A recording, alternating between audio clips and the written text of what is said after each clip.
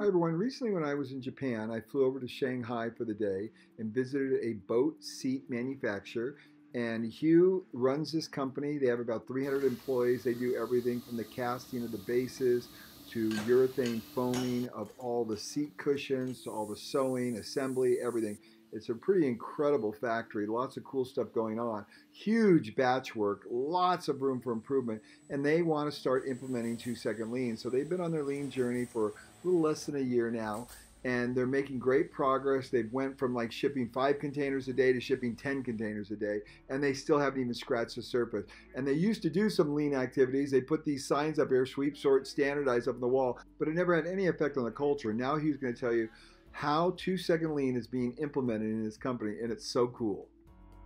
So we've been doing 2-second lean here for about a year, and let me show you my favorite improvement we've made so far. People would come and they'd want to close this door, but they wouldn't. It would just stay open like this. And now, if you watch closely, it closes itself.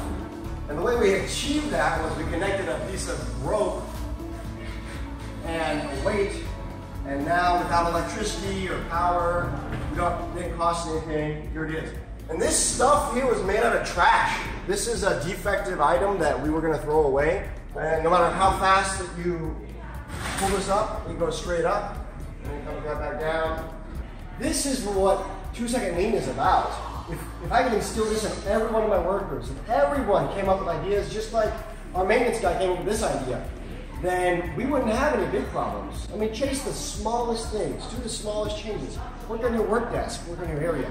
You don't have to worry about, oh my gosh, balance sheets this, we got to get this much inventory out per week, that.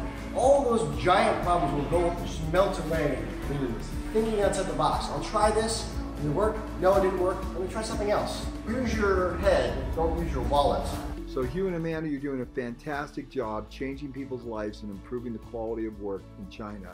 I so much appreciate it. And a cool little backstory is Hugh and Amanda came all the way out to the US, to Bellingham, to visit FastCap and spent the day with us. And it was really, really cool. You guys are the best.